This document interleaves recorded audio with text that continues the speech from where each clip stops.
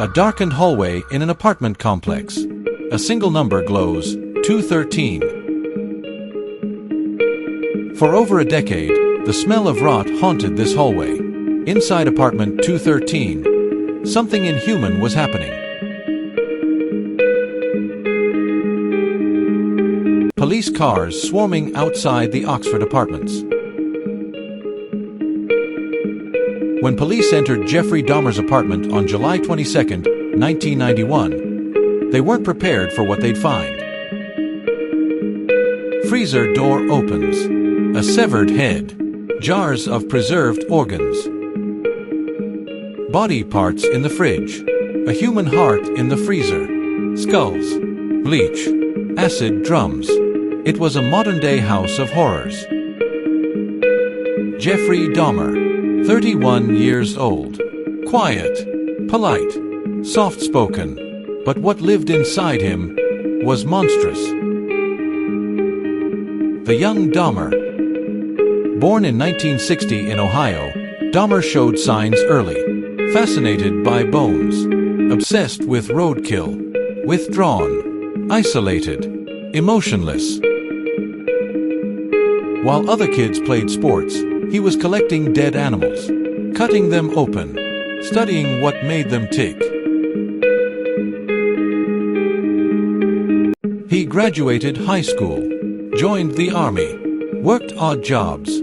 On the surface, he was just ordinary, but inside, urges were growing.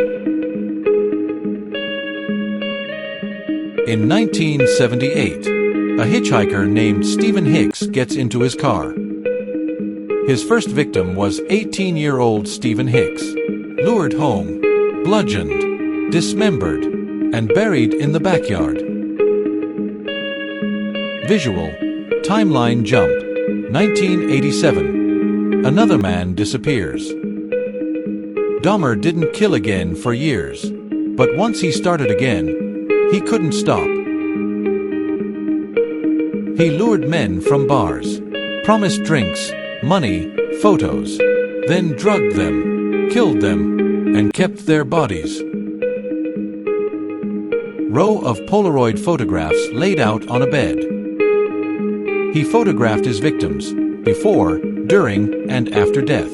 He posed them, arranged them, memorized them. Barrel of acid in the corner of his apartment.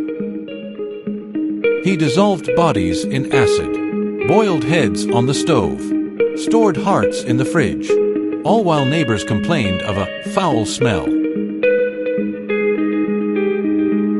A neighbor named Glenda Cleveland calls the police. People tried to warn authorities. A neighbor called multiple times. Once, a boy escaped, but police believed Dahmer when he said, "It's just a lover's quarrel."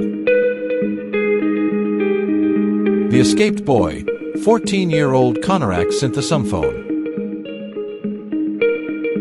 That boy was returned to Dahmer's apartment.